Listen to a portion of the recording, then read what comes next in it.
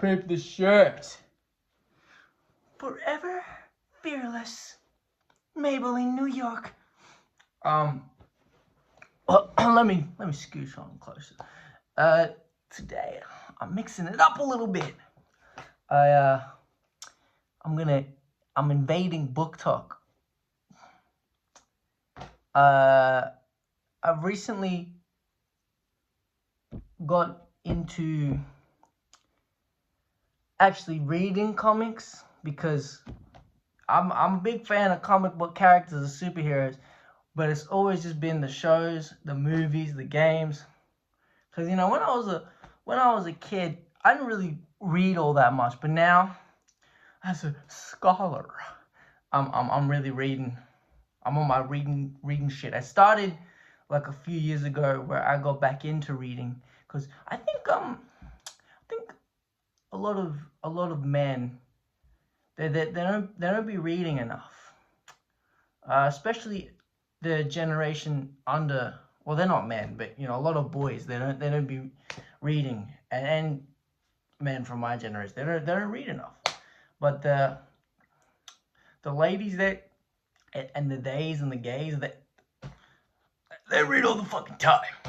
So I'm upping my literacy, and because of that, I'm gonna be doing an analysis on this majestic piece of art. I got this last week on Monday. I went to a big comic book store. It was really cool. And I read it. I started reading it on the train back, I think, and then I finished reading it yesterday. Cause I didn't have D&D that day, which was really sad. But yeah, I would like to get into this. Now, this is SuperGirl, Woman of Tomorrow. Now, if that sounds familiar, it's because this is what the movie coming out 2026 will be based on. And kind of worried for that movie. After reading this book and then looking at the trailer, it's nowhere near as colorful. And James Gunn, you did The Guardians. Those are very fucking colorful movies. But it's just a trailer. Gotta wait. However, this is an 8-issue book. Essentially 8 chapters. I don't know, and some of them are quite big.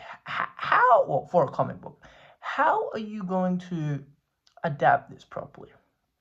My friend, that famous YouTuber in one of my videos, that's what he was saying, and I wholeheartedly agree with him.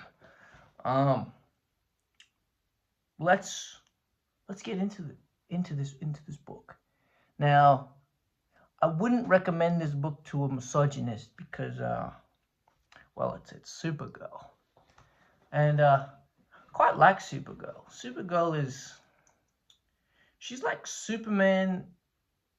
She has Superman's heart, but just being that she grew up on Krypton and was a teenager when it was destroyed, and this book delves into that in one of the chapters, which I think is one of the better chapters. She has more grit than Superman does. Also, I mean, both characters are about sacrifice, but I think Supergirl embodies sacrifice more than Superman does because she witnessed Krypton literally fall apart.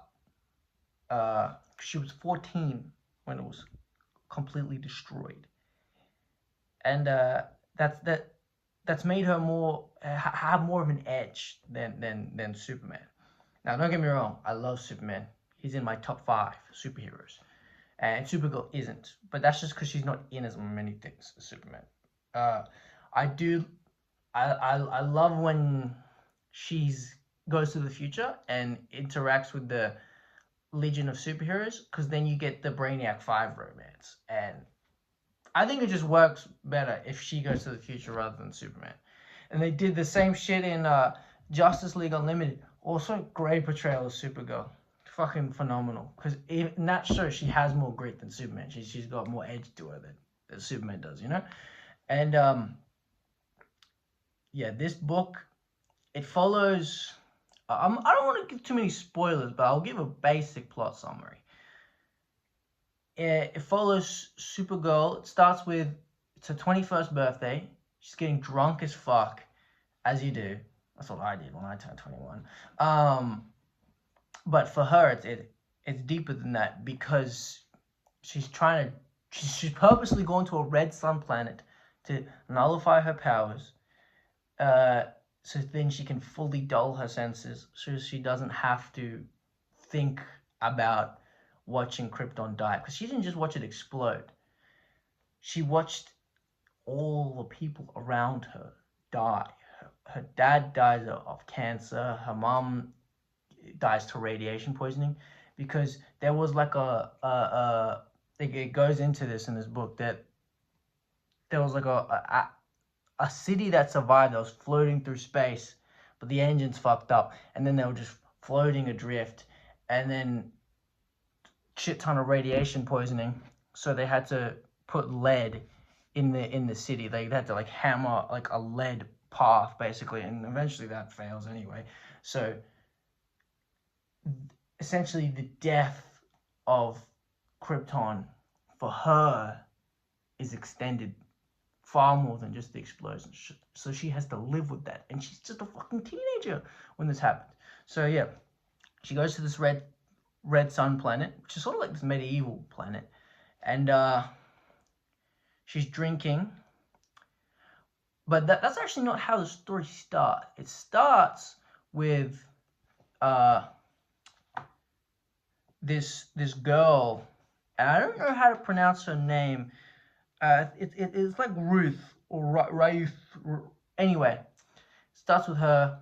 Her dad gets fucking murked by the main villain, and she has this sense of duty to avenge him, and that's essentially the main plot. And then she meets Supergirl, and she offers this fancy sword, and Supergirl's like, "No, I'm good." She doesn't really kill people, right? And then eventually, due to fate, they end up together, and they end up having to traverse the universe to track down her father's killer. Now, I'm not gonna go any deeper into that part of the plot, because I think you should read this book. It is fantastic. The art is phenomenal. Now, like I said, I'm a comic book fan of the characters. I've watched so many of the shows, the movies. I really like the animated stuff. That's where they shine, both Marvel and DC. But this is only the 5th fucking comic I've read, and I started reading this year. So yes, I know, chud poser nerd actually gets into the shit. But yeah, this is genuinely like a beautiful story. And they develop real kinship between each other, and it's sort of like, because Supergirl's a bit older than, I'm just gonna call her Ruth. So she's got the, obviously because she's Supergirl, she's got that protector role to play, right?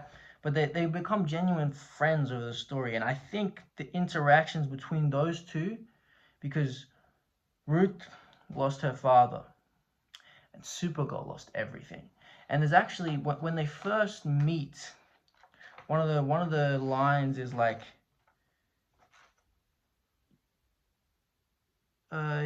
you could never understand, basically.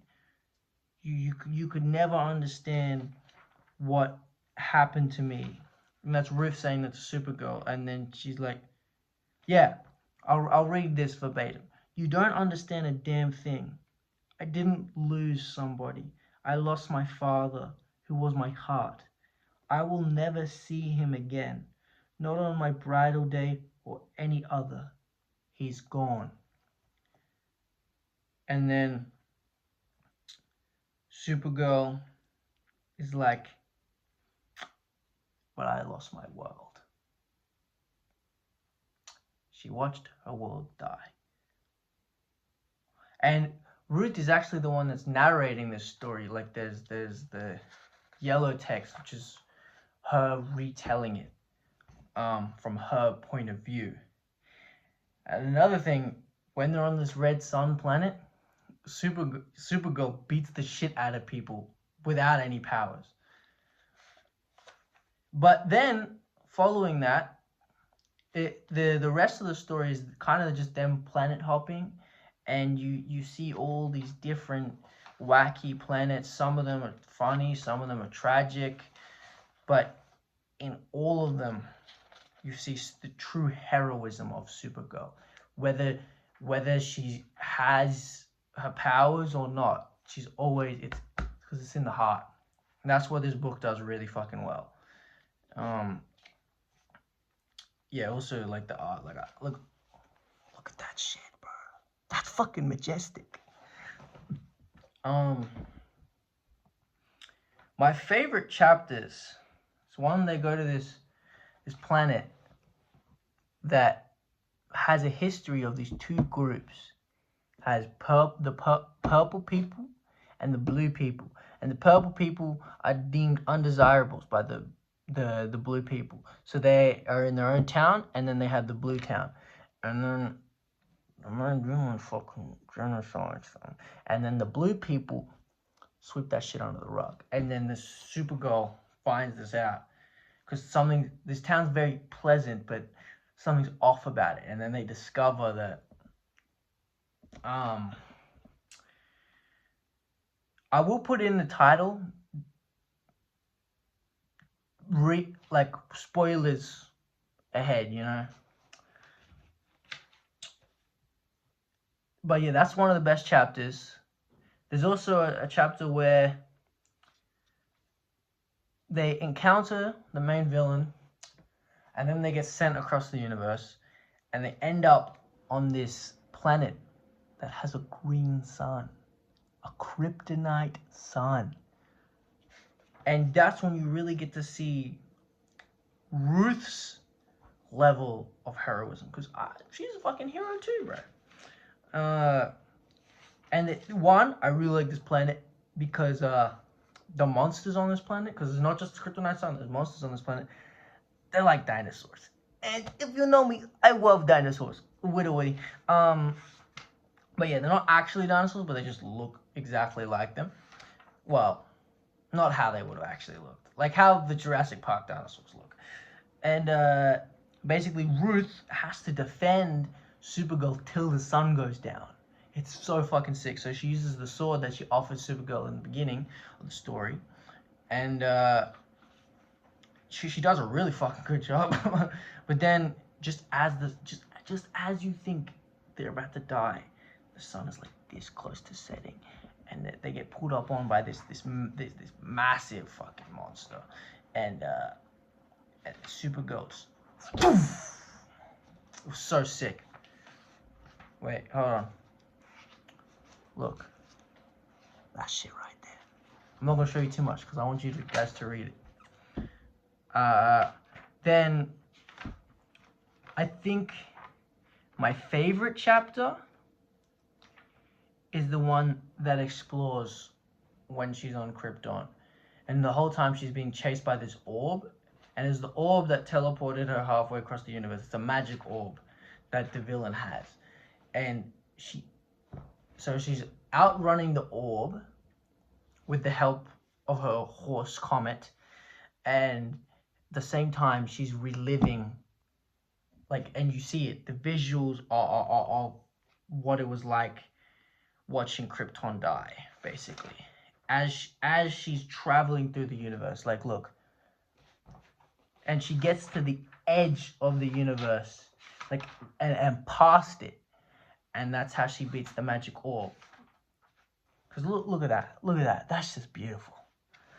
And then the climax of this comic is good, but me and my friend were talking, and the ending, I don't think they should do this in the movie. Basically, the ending, because Ruth is recounting this, it ends with her when she's old, like, and Supergirl still looks, young because she's a Kryptonian. But I think they should have ended it on like the planet where they confront the brigands and the main villain. But I think the biggest theme of this book and what makes it so good is the sacrifice that Supergirl is willing to do for others. Because Supergirl is very different to Superman. But what this book gets right is that she is just much of a self-sacrificing hero for the greater good as Superman is. They are as good as each other. She is just a little bit more gritty, has that edge, she swears. Superman still believes in Santa. He's a goofball. She's not. And this book really shows that despite their differences, they are cousins and they are heroes on equal footing. That is what this book is. This book is great. The characterization of Supergirl, phenomenal. The interaction between her and Ruth, and that Ruth kind of learns that revenge isn't the answer through Supergirl. Peak. Overcoming the feeling of loss, but also understanding that the ghosts of Krypton will follow her wherever she flies, basically. Coming to terms with that is something this book does really well. The main villain, he's cool. Not my favorite part. Like, honestly, the villains and stuff, it's cool. It's good. The main villain he's written well, and he's just a dick. He's just like an irredeemable, just cunt, basically. But I would have liked to see more of him, and I hope in the movie they do that. Although, spoiler alert, Lobo's not in this book, so I don't know why the fuck Lobo is in the movie. Because I saw him in the trailer, which I was hyped about because it's Lobo. But after reading the book, I'm like, oh, I think you're just going to have too many cooks in the kitchen. Because I don't think they're going to do the Blood People part. I hope they do the Kryptonite Monsters planet, and I really hope they do the chase scene with the orb, where she relives all of the death of Krypton. Because that would be such a good, like, gut-wrenching thing to see in the cinema, right? But overall, this book, for me, is like an 8.5 or a 9. Because I think story-wise, it's an 8. But the art means it's either an 8.5 or a 9, as well as the characterization of Supergirl and the interaction between her and Ruth, whatever. I don't know how to pronounce her name because it has a Y at the end of it or a Y, like it's the second last letter, but it looks like Ruth. So I'm just gonna say it's fucking Ruth. But yeah, please read it. It is an amazing book. I loved it. Real page turner. And let me know. I know this review is kind of all over the place. What was it? Book analysis. It's because I'm new to this whole media literacy thing, man. But let me know if you want me to keep doing these. I mean, I'm going to anyway. I think next on the woke agenda, either Berserk, because I'm up to number 6 in the deluxe volume of that, and I would like to talk about Berserk's approach to masculinity, or like, because that's what the book's about basically. So the Berserk is about toxic masculinity, and childhood trauma. So could be cool. Would be a long video for sure. Also, none of the comics that I've read so far, besides this one, have been worth discussing. Like I've read Justice League War, which I've already seen the movie. It's literally the same from the movie. Good movie, but honestly, I only want to talk about phenomenal books, which is this. I would also like to do a review on the Kyoshi book, the first one. I've only read the first one. The second one, I've sort of like read like maybe a quarter or less. Honestly, the first one, phenomenal book. So I will probably do a summary of that, or like a review, an analysis of it, like what I've done here. It will be better than this, because I don't think I didn't want to cover everything, because then what's the point of you having to read it? But yeah, I would like to do a video on Berserk, a video on the Kyoshi book. I also have some like more like non-fiction books that I've read, which I could cover as well. But I think for now we're gonna stick to comics, because that's Sigma. But yeah, I know it's a change of format, but it seems like a good video. I'm gonna rewatch it. We'll fucking see. Signing off.